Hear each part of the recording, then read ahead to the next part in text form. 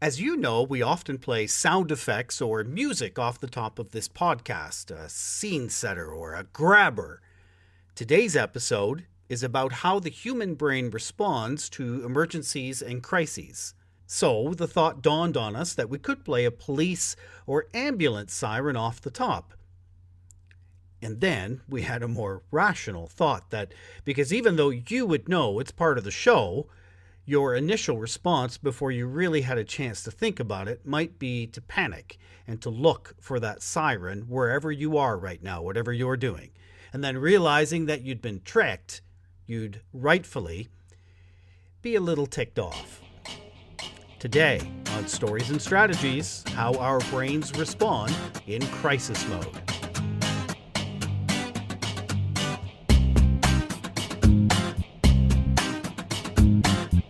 My name is Doug Downs. My guest this week is Dr. Steve Joordens, Professor of Psychology at the University of Toronto Scarborough. Hello, Dr. Joordens.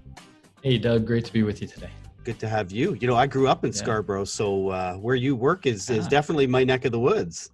And you're joining us today from New Brunswick, right? On Canada's East Coast. I am indeed. My mother and our family are here, so we're here to eventually visit once we go through our little self-isolation period. Nice. And Bay of Fundy, if for listeners, anyone who's ever in New Brunswick, Bay of Fundy is incredible. So beautiful. Yeah.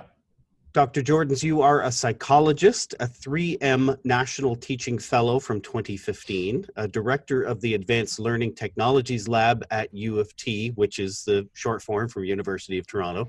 And on the U of T website, you list your specialties as consciousness, memory, and attention. And just so you and I are all good, those are definitely not my specialties, but I'll do my best if that's okay. Okay. Let me also mention that much more recently, my work is more applied and really focuses on education as well. So I've taken some of these things about consciousness, memory, and attention and found real world applications. Fantastic. Good to be aware of that. Dr. Joordens, you are speaking at a virtual conference coming up in October of this year about the brain in times of stress or crisis. And we'll have more about that conference in a few minutes. But first, I know how our brains are wired to respond in a crisis is going to ultimately connect back to when our ancestors were afraid of things jumping out at us in the Serengeti or wherever, and we hadn't quite developed the great big brains that we now have. So can you explain the triune brain theory and which part of the brain responds the fastest? So I mean, I think this is a really important thing, especially in this age of COVID, for us all to understand, because we like to think of ourselves so much as rational beings who do things for, good thought out reasons. But in fact, at our core, we are very primitive. And when things like threats emerge, it's that primitive part of the brain that takes over. So specifically, there are parts of the brain, the amygdala, the hippocampus, that really are geared for helping us deal with threats and learn while we do. And the amygdala specifically is about as close as we can come to what we colloquially call the spider sense. If you Spider-Man fans who kind of know that when there's danger around, he feels his spider sense tingle. Well, we have this thing called the amygdala. All our sensory input goes through it. And if the amygdala senses a potential danger, it switches our body into a very primitive way of being. Literally, we will feel ourselves become energized, our heart rate will increase, our breathing will increase, and blood will flow to our muscles. And it will make us sort of superhuman in a sense. We hear these stories of like a mother lifting a car to save a trapped child. That is when this system is engaged. And it is meant to help us deal with an immediate crisis. It is not one that likes a lot of thought. It's kind of like, don't think, do. And what are you going to do? Well, you're either going to confront the situation dead on, or you're going to get away. And so we sometimes call this the fight or flee system for that reason. And it's all kicked off by the amygdala. Okay, and beside the amygdala, or awfully close, you mentioned the hippocampus, which in layperson's terms is, I call it the facilitator of medium and long-term memory. In short, if the hippo doesn't allow a memory to be filed, you don't remember it. So how is our memory impacted in a crisis? Yeah, I mean, it turns out this is a very complex question. And when you go to the research, we can't manufacture crises. Like, it's not ethical to do experiments where we, suddenly put somebody in a life or death situation that they weren't expecting and then see what happens. And so the data we have is imprecise. But largely there's a couple of interesting things. And one of the things I'll note that will give you a sense of the hippocampus is if you're in a situation, and let's say you were just walking in the woods and you smelled something. You didn't know what it was. You didn't think much of it. And then a little while later, this predator emerges. Your fight or flee system kicks in, and let's say you escape. The hippocampus, as part of that process, when the amygdala kicks in, the hippocampus is given the instruction to encode, which is what it does, encode information into memory, especially anything that was happening just before the predator stepped out. And what the brain is essentially doing is trying to predict in the future so that the next time when you're in those woods and you smell, that can be enough to kick you into fight or flee mode even before you see the predator. And so it's meant to prepare you so you can react quicker. But this is also the same system that produces post-traumatic stress disorder, in that exact same way, that we could be in a coffee shop and a shooter walks in. Maybe just before the shooter walked in, was being ground. And now when we hear coffee ground, we feel like we're about to die. It's that same sort of primitive system. And it evolved for one reason, and then it sometimes shows itself in different ways. It's amazing in listening to you as I'm realizing I'm not in charge of my own mind. So how does that inhibit my ability to respond in a crisis? Because I can't plan for it. I can't prepare for it. Yeah, and the system almost doesn't try. So part of the system kicking in is also a reduction of blood flow to the frontal lobes. So our frontal lobes are the most recent part where we do all of our strategic decision making and deep thinking and all that kind of stuff. And yeah, you're exactly right. At a time of crisis, it's kind of like your brain just loses that ability. And it's not about thinking. It's not about rationality. It's about surviving, literally. These are meant to be sort of short-term acute stresses where you either take on that predator and hopefully win, or you get the heck away. And it's almost like that's what your decision space gets restricted to, attack or flee. And it is a very primitive reaction, and it's one that's gotten us where we are after centuries. But the world is so different now. Sometimes the system doesn't quite fit. I've heard my pupils actually dilate when I'm scared. Yeah. Is that true? So I see things much bigger than they actually are. Yeah. And in fact, one way, because I know where we're going to kind of go with this a little bit. So let me just sort of highlight, this is what we've been talking about, is sort of one side of a two-sided coin. There's sort of two modes that we are in. And the opposite mode is associated with relaxation and digestion. And so when you're kind of sitting on the couch, this is what we call the parasympathetic mode. All your digestive process, so you have more saliva in your mouth, your pancreas, your liver, all those things kick in, and your breathing actually slows, and your heart rate slows, and your pupils constrict. And so it's kind of like you're just blending into that couch and getting away from the world. But yeah, if suddenly you hear a crash outside and suddenly you think there's danger, it's like a light switch. And part of that is indeed, your brain wanting information from the outside world, because it's now got to deal with the outside world. So it dilates the pupils. It couldn't dilate the ears. We don't have that ability, but I think psychologically that's also going on. All of our senses are being tuned.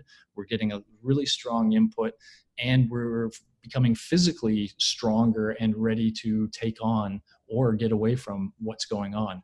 And so it's kind of like we're in one of these modes or the other at any given point in time. One, let me just make this point, that the digestion one is about long-term survival. It's kind of like maintaining your body for the long term. The fight or flee is about short-term survival. You have a threat right now. Forget about the long term. Stay alive for the next half hour. The big thing that I really like to recommend is something called guided relaxation, or learning to formally relax. It's that opposite side of the system, so that when you're anxious or when somebody else is anxious, what they tend to do when they want to not be anxious is focus on the anxiety. Don't think that thought, don't do whatever. And that just kind of makes the anxiety stronger. Metaphorically, the Disney Pixar movie Inside Out, I would think is one of the best at explaining the brain. In this scene, the opening scene of the movie, newborn baby Riley is just getting to know her brain and the emotions, aka the characters within it.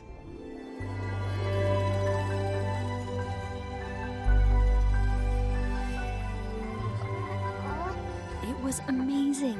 Just Riley and me, forever.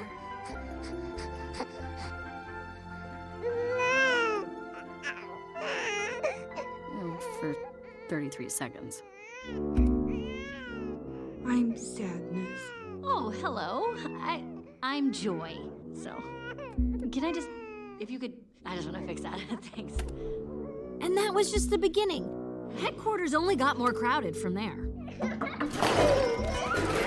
Very nice. Okay, looks like you got this. Very good. Oh, that's sharp turn. Ah, look out! That's Fear. He's really good at keeping Riley safe. Easy, huh? Hi, back! Oh, we're good. We're good. Thank you. Thank you very much. And we're back.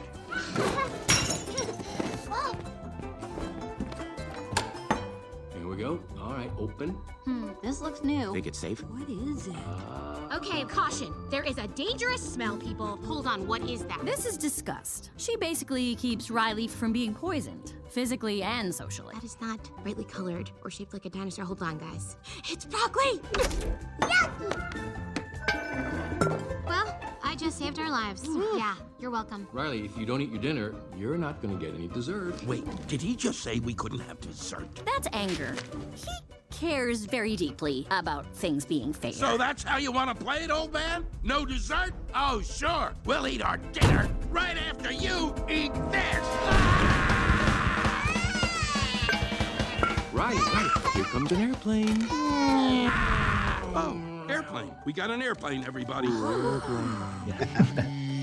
So yeah, all very cool. So first of all, just to come back to the technique in general, our brains are not good at listening to the same kind of input for a long period of time. They start to fatigue and we kind of drift. But if you can change things up at any point in time, and so if we kind of consider with that clip, we went from you and I sharing a bunch of words to suddenly, different sounds and a different characterization of what we were already talking about emotions being in control and how they are kind of, the pilots and the rest of us more spectators almost. And so we can make that point and highlight it in a different way, in this case, a visually different, auditorily different way. And it just kind of gives our brain a refreshment. It's almost like that food we eat between courses that just kind of refreshes our mouth and our taste buds. And now we're ready to go back to things.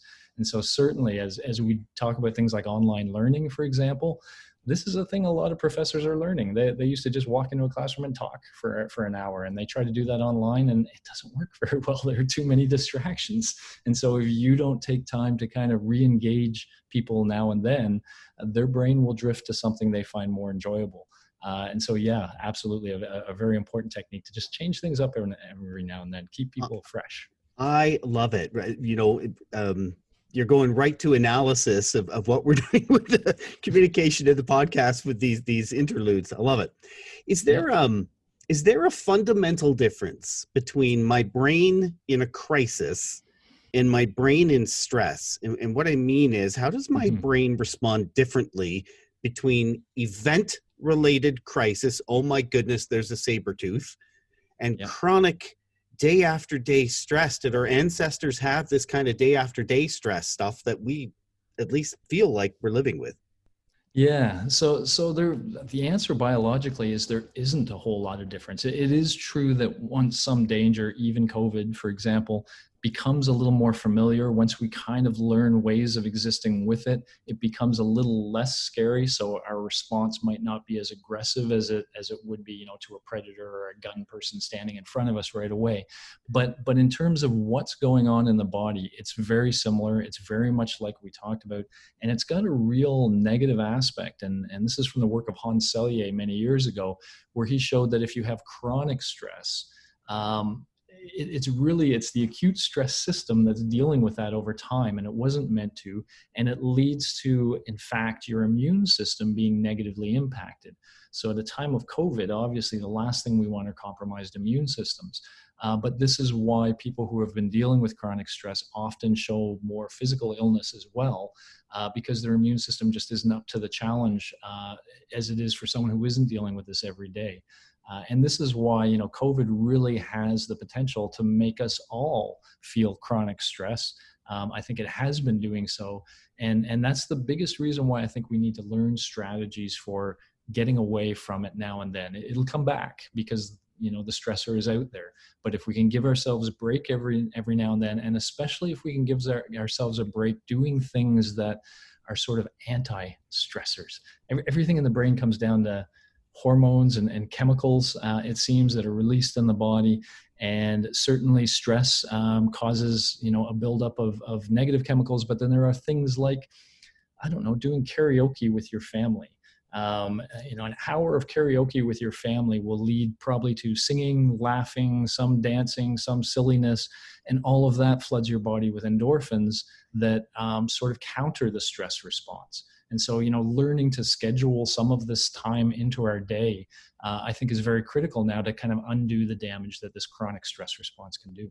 Fantastic. I know the event you're speaking at in October is called the Virtually Crisis Conference. It's being presented by the Center for Crisis and Risk Communications and includes other presenters such as, what a great list, Dr. Vincent Cavello, Dr. Dina Hinshaw, who has been Alberta's medical rock star during COVID, Dr. Timothy Coombs from the United States, and many other world-renowned experts. What can people expect from you at that conference?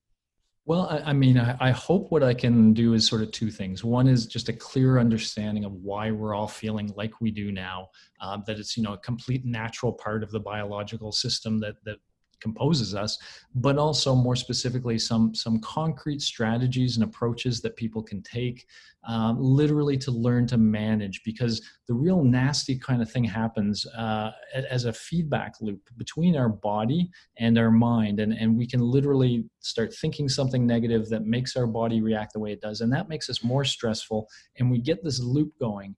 And if we can learn to kind of cut that off, and there are two ways to do that, to either silence the body or to learn how to pull the mind somewhere else.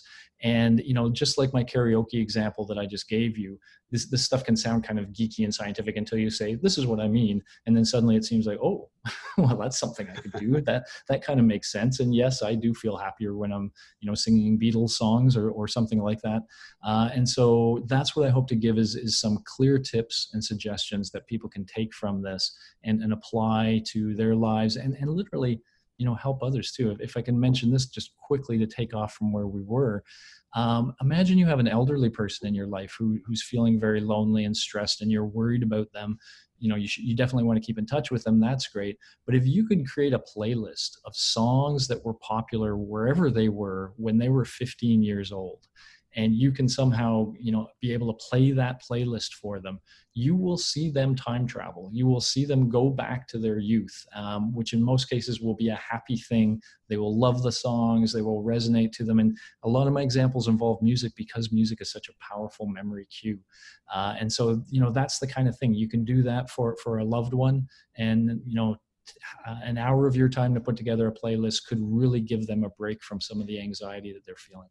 What a fascinating discussion today. Dr. Joordens, thank you so much for your time today.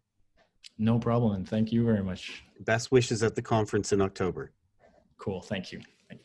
If you'd like to send a message to my guest, Dr. Stephen Joordens, you can email him at steve.joordens, which has a double O, at utoronto.ca. If you're curious about that Virtually Crisis Conference, you can get a special discount just by being a listener to this podcast. To register, go to the website for the Center for Crisis and Risk Communications. We've provided a link to it in the show notes here. The conference is featuring an amazing cast of speakers. If you decide to attend, simply enter into the corporate ID box these letters, SNSJGR. We've also put that code in the show notes to this podcast episode. Now, with that ID, you'll get 15% off. The conference pass sells for $595. Right now, it's in early bird pricing, which is $395. So with that 15% off, it's $336 for you right now. And all those prices are Canadian prices. So for American listeners and British listeners, it's even less expensive for you.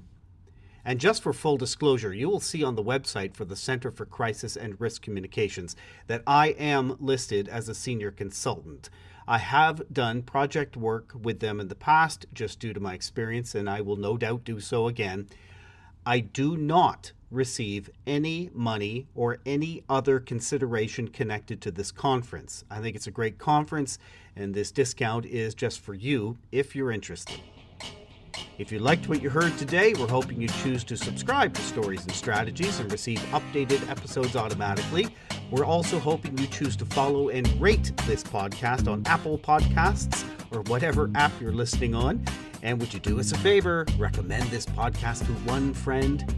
If you have an idea for an episode or you just want to tell us something, send us a note, would you please, at info@jgrcommunications.com.